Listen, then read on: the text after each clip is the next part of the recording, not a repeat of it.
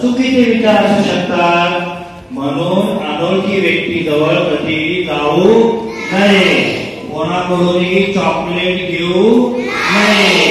आपली कितीही आवडतीवर व्यक्ती असली वस्तू असली तरी तिथे जायचं नाही, कळलं? अशा वेळेस जर एखादी व्यक्ती आपल्याला हात धरून ओढत असेल तर जोरात ओरडायचं, नो सोडा मला. आलं लक्षात? कसं ओरडणार? शाबास. आता समजा एक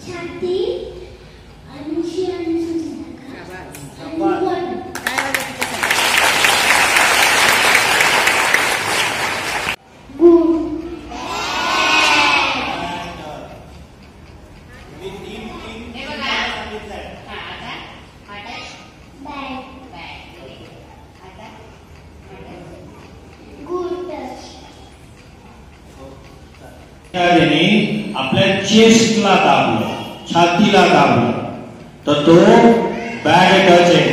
आणि आपल्याकडून जर तो हात बाजूला करता येत नसेल तर अशा वेळेस मोठ्याने चावा घ्यायचा. काय घ्यायचा? चावा. चावा कसा घेतात?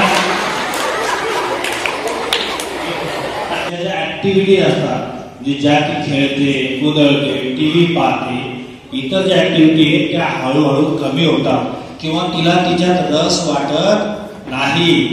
जर तिच्यामध्ये असे काही गोष्टी आढळल्या म्हणजे ती शांत राहायला लागली, घरामध्ये कमी बोलायला लागली किंवा काहीही उत्तर देत नाहीये. अभ्यासामध्ये आमची मुलगी चांगली होती हो, पण आता मागच्या परीक्षेपासून तिला मार्क कमी पडायला लागले.